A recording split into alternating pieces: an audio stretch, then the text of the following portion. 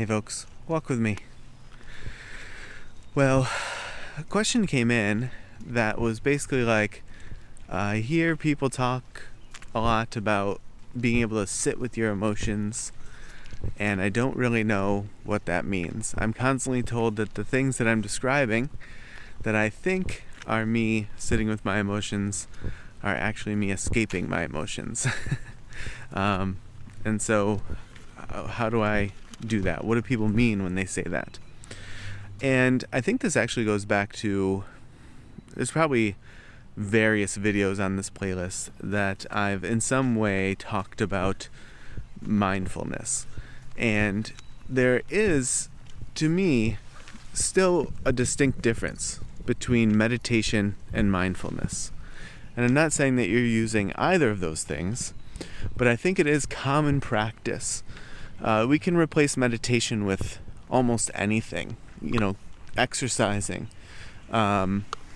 baking, knitting, something that you enjoy doing that soothes you in some way, even if it's a vigorous activity like running or Olympic weightlifting.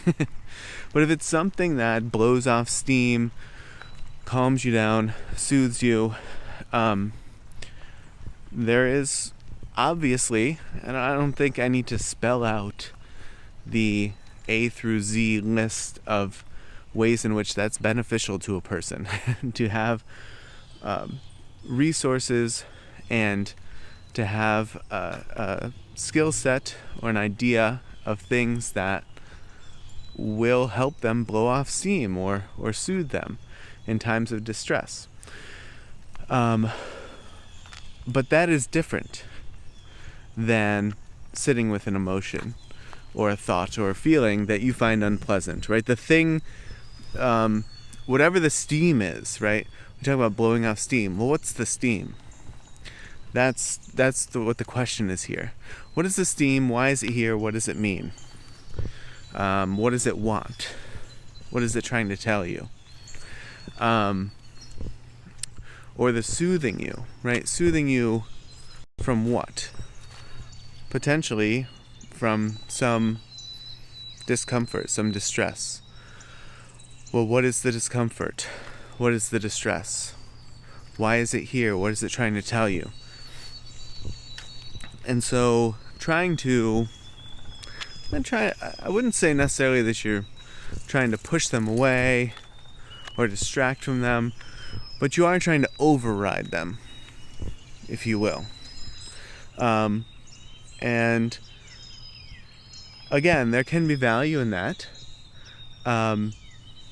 but it is different from a mindfulness practice whereby you invite that emotion in and you say, I'm feeling distressingly lonely today.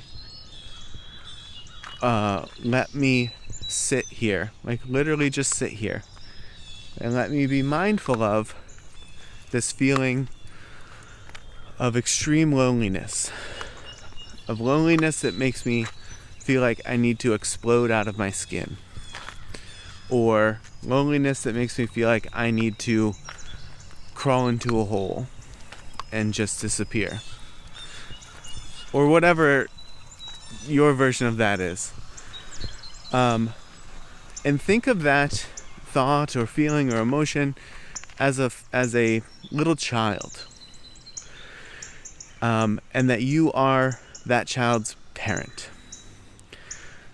and the feeling or the thought that you're having is it crying out to you, is it getting loud, if you will, much like if you had a baby in a crib and it started crying.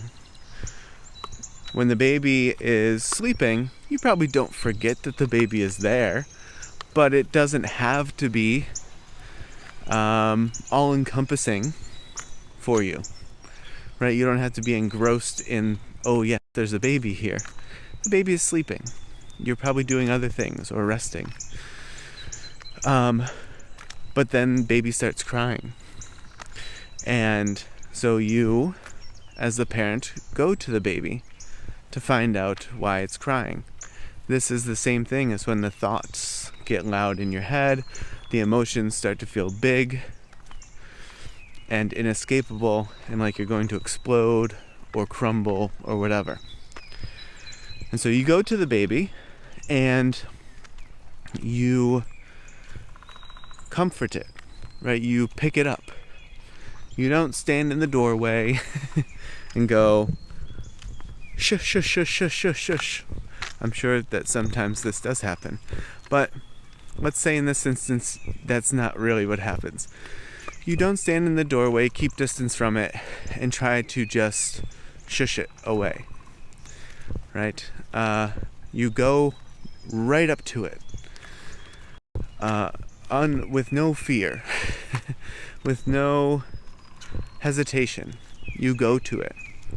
And not only do you go to it, but you pick it up and embrace it.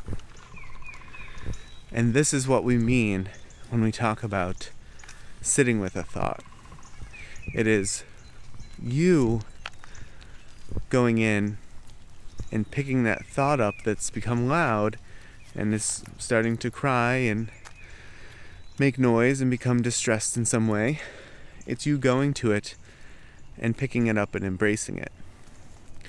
Well, what happens after you pick it up and embrace it? Well, let's go back to the child for a moment, because it's easier to talk about it that way. You then start to find out why. Why is it being so loud? And I say that being so loud, it sounds weird to say that when you're describing a child, but just remember, the child is the metaphor for the feeling or the thought. And so, why is the child being so loud? Because, and here's where you go on a fact-finding mission, right? Here's where you, through sitting with the child, through being close with it, the proximity that you have now, by having gone to it, picked it up, and now you're holding it, the nearness to it, your interest in it, is what will allow you to discover why it is crying. Why is baby distressed? And it could be for a lot of different reasons, right? Baby could have a wet diaper and need to be changed. Maybe it has a bad belly. Maybe there's a rash. It could be any number of reasons. And the same thing is the case with your dire loneliness, right? If we go back to that's the emotion you're feeling, right? Or your explosion of anger. Or your sense of intense helplessness and hopelessness, right? Whatever that feeling is, or that thought, the thought that gets loud, the feeling that feels too big for your body, is this child crying out. And it is then by going to the child, picking it up and holding it, that you can then start to try to discover why it's being loud.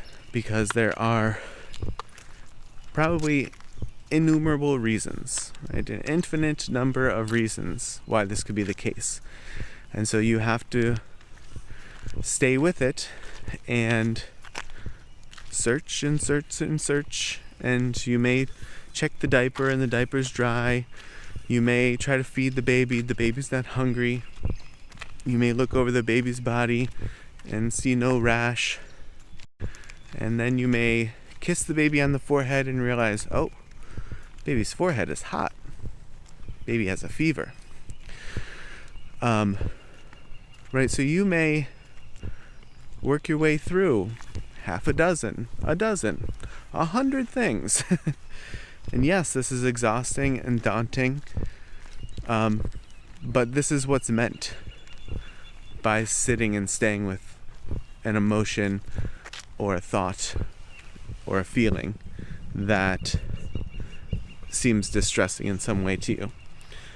And I can talk more about this in another video. If it's interesting, you can comment about where to go through this whole process.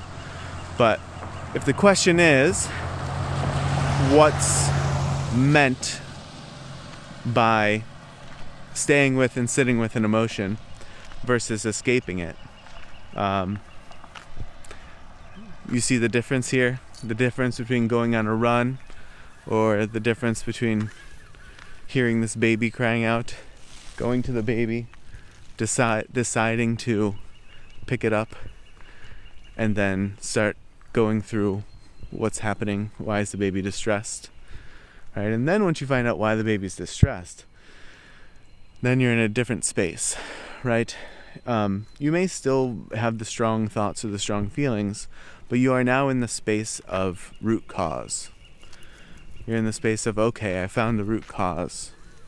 Is there something that I can do to address this root cause? Or is there some different way that I can think about this root cause? Which is a way of addressing it, but I don't know that people would automatically consider that. Yeah. Is there a different perspective I can have on this? Is there something that I could actually do to help work on this in some way? Whatever it is, but it gives you an opportunity to get to ground truth, if you will, or root cause, and work from there, as opposed to work at the surface level, intrusive thought or harsh, overwhelming emotion. But now I've started to get into a whole second video. So again, if you want another video that's more poignant and less sort of like explanatory in this way, then let me know. Alright folks, so if you watched along or walked with me this far, I certainly appreciate it. And as always, I will see you in the next video.